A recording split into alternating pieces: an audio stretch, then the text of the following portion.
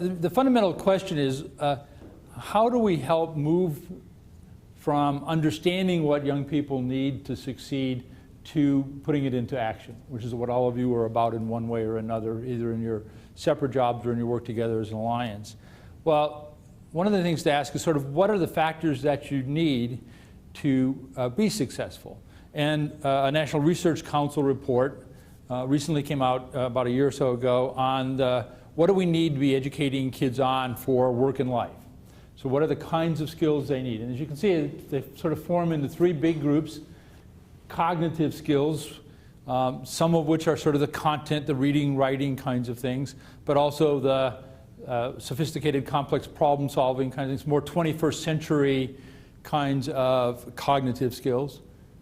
The interpersonal skills you need to deal with each other. And then finally, intrapersonal, those things that are within you, within youth. One of the major problems with kids who get in trouble are the inability to read other people's signals. So if I'm in a situation with another young person and I assume he meant to disrespect me, my reaction's very different. If I understand that it was just an accident, he bumped into me, things like that, the likelihood of a confrontation goes down. So these skills of how do you read are very important. So those are the kind of things we're talking about. So increasingly the question, both for school districts and others, is becoming this one. How do we ensure young people are equipped, academically certainly, but also socially and emotionally equipped to succeed in the 21st century? And that means to engage in learning and to persevere in learning. And learning not just in the classroom, but learning in life. So what is social-emotional learning? One definition is that social-emotional learning is a process through which children enhance their ability to integrate thinking, feeling, and behaving to achieve important tasks. So they connect their thinking, what they're feeling, and how they act in important ways. Social-emotional learning teaches these skills that we need to handle ourselves, our relationships, and our work effectively and ethically. The important part of that sentence is social-emotional learning is teachable.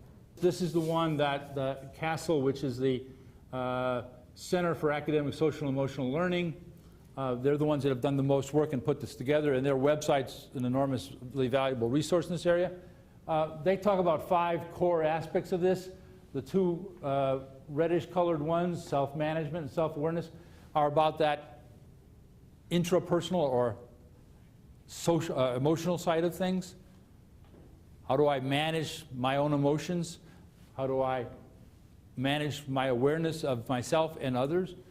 The social awareness is really an awareness of others. The relationship skills is how good am I at working with people in various ways, again, a social skill.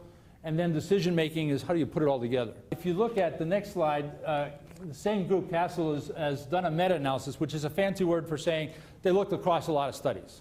So they looked at 300 and some different studies, and in each study they tried to analyze how big of an effect did it make a difference, how big a difference did it make, how big of an effect, when you looked at whether or not these kind of skills made a difference. When they looked at these models and they looked at these studies, they tried to then say, okay, when we look at these 37 or 300 some studies, and we looked at the programs that had the biggest effects, that were working well, what did they have in common?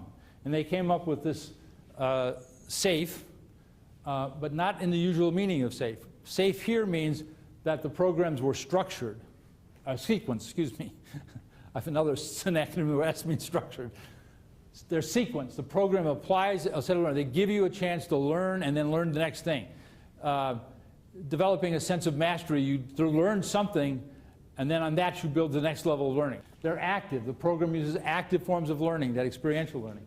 They're focused. The program provides sufficient time to actually look at and develop social-emotional learning skills. This is probably the biggest problem in most programs, is they're not explicit enough, or they're not focused enough in this way, and then being explicit about what skills are you trying to develop. These are the kind of things that, again, make it more likely the kids are going to actually get those skills. Collective impact is sort of the next level in some of that.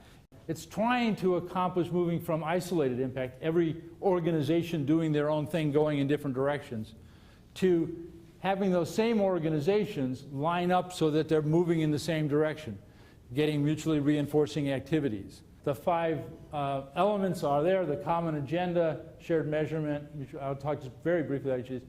Common agenda is very important, and this is what you've been doing and will be doing is more as you move on with some of the strategic planning and stuff that you're talking about. Understanding what you're trying to accomplish. Shared measurement means you not only understand the agenda, but you're willing to measure it in largely the same ways. Mutually reinforcing activities. This is the notion that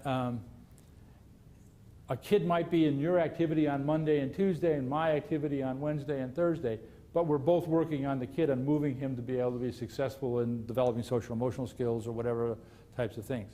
Continuous communication necessary in any of the kinds of collaboration, from cooperation to collective.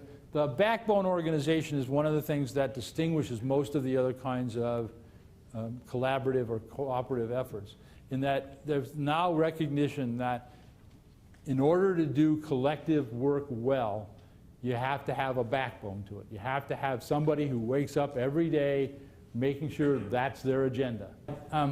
Just 3 things about collective impact. It involves a very big mindset shift. So you're thinking differently. It's not about finding the solution to your problem, which is sort of a technical way of doing it. I've got a problem, here's all the parameters of it, now find a technical solution to that problem. It's actually about adapting a solution to the context in which you're dealing with. We don't have silver bullets in this case, but we may need silver buckshot. We may need to do it multiple ways. Some people worry about duplication of services and duplication of cost. From a cost perspective, I understand that. But think of it from a developmental perspective. And so you do need multiple opportunities. You have different ways. Different things will turn different kids on. So you have to think about it in that sort of wider way. Next slide. This is a big one, particularly for the Alliance.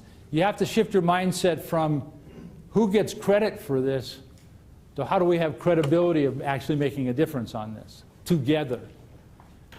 It's less about proving somebody did it right and more about how did we get it right and how do we have credibility on taking on the next issue, because the next issue is right around the corner because the problem's evolving, it's complex.